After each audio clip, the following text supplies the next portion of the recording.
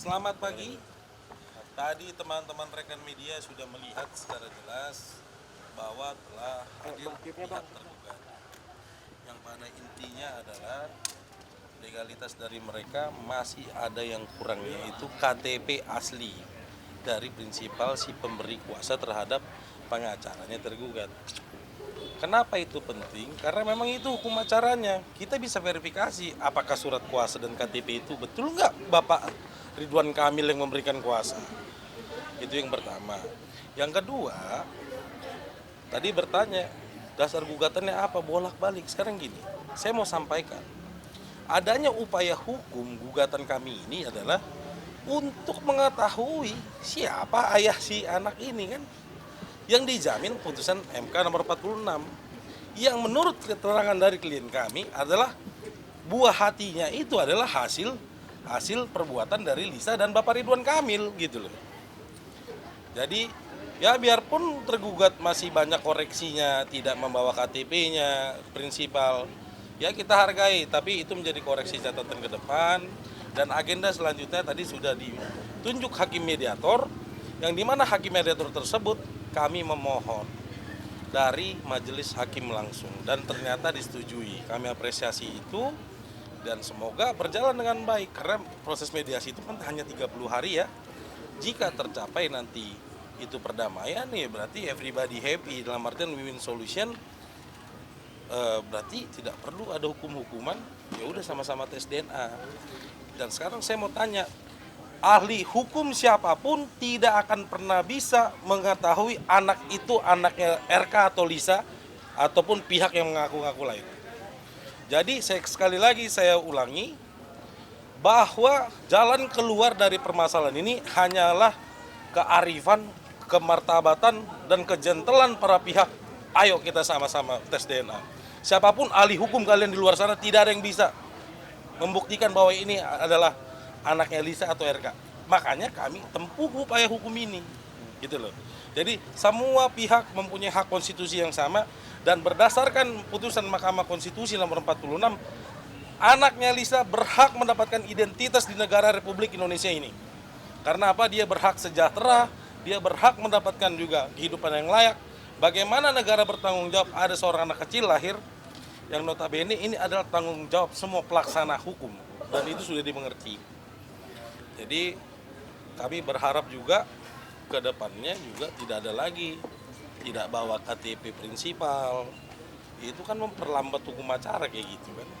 Gitu loh. Jadi teman-teman sudah lihat bagaimana Ibu Lisa, klien saya juga dari masa recovery-nya dia berjuang di sini. Yang diperjuangkan apa sih? Ya anak, identitas anak itu penting. Jangan kita tutup mata di Indonesia ini ada anak terlantar di luar sana, lantas kita nggak bisa perjuangkan hak identitasnya. Sekali lagi saya ulangi, tidak ada satupun pakar hukum yang bisa menyatakan anak itu bukan anak Lisa maupun RK tanpa ada hasil tes DNA. Ya, yang klien kami, menurut keterangan klien kami dan data-data yang kita pahami bahwa semua atas hubungan Lisa dan Ridwan Kamil inilah adalah anak ini gitu loh, lahirlah anak ini. Jadi itu yang dipahami. Jadi sementara itu dulu teman-teman media, terima kasih. Kita mau istirahat dulu, klien kami mau dari dia kurang sehat, dia masih beroperasi. Oke. Ini menanggapi nih masalah kasus Piama. Ya kan? Itu juga kan udah saya bilang berulang kali. Dengan perkaranya antara LM dengan RK akan timbul tokoh-tokoh baru dan peran-peran bantu baru yang tujuannya tidak mengerti buat apa. Mungkin posisinya karena ini udah viral, jadi ya sekalian. Jadi yang jelas klien kami apapun permasalahan hukumnya akan siap hadir jika ada surat panggilan resmi dari kepolisian. Itu aja. Dari Lisa sendiri ada Oke, ya saya tanggapi Panas, Mbak. masalah laporan pencemaran nama baik terhadap klien kami, Lisa Mariana, yaitu Undang-Undang IT pencemaran nama baik. Perlu kami jelaskan di sini bahwa laporan pencemaran nama baik itu tidak berlaku untuk Lisa Mariana. Dia melakukan teriakan di dalam medsos karena akses dia untuk terhubung dengan Pak RK tertutup. WA-nya diputus, telegramnya diputus. Ketika itu dia dalam keadaan panik. Ibarat sebuah kapal emosional. Ibarat sebuah kapal yang tenggelam, ia hanya melalui cara itulah dia berteriak. Jadi pelaporan pidana, ancaman perbuatan pidana tidak serta-merta untuk dipidana. KUHP jelas mengatur bahwa lebih baik membebaskan 1.000 orang yang bersalah dari penjara daripada memenjarakan 1 orang yang tidak bersalah. Ibu Lisa Mariana hanya memperjuangkan anaknya, sedang saat itu akses kepada Ridwan Kamil tertutup. Jadi dia meneriakkan sehingga Ridwan Kamil keluar. Ya, jadi dalam hal itu tidak dapat dipidana yang tidak bersalah gitu. Dia dalam keadaan daya paksa overmat yang tertekan, dia tidak bisa bekerja, dia tidak bisa juga mengurus anak, sehingga dia melakukan itu. Jadi tidak serta-merta ancaman perbuatan pidana tidak serta-merta dipidana. Ibu Lisa Mariana melakukan itu karena dia hanya memperjuangkan anaknya untuk identitas.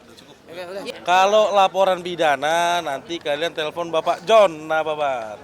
Kalau di dalam perdata itu adalah kami Markus Nababan. Ya, tapi pada prinsipnya kami afiliasi tidak pernah tidak menghargai proses hukum. Ya, itu yang pertama. Yang kedua, saya terima kasih kepada rekan-rekan media yang telah fair dan juga membantu mengawal kasus ini sampai tuntas. Sekali lagi saya ulangi, Nah, itu udah mobil. Ya, oke, terima kasih. pihak prinsipal itu wajib hadir di persidangan. Kalau nggak datang apa? Berarti dalam pasal 7-nya dia tidak memiliki itikat baik. Jadi kita tanyakan kepada pihak tergugat apakah prinsipalnya hadir atau tidak. Mana ada tuh yang jadi gantiin aja wawancara, Pak. Hah? Ini laporkan aliansi advokat.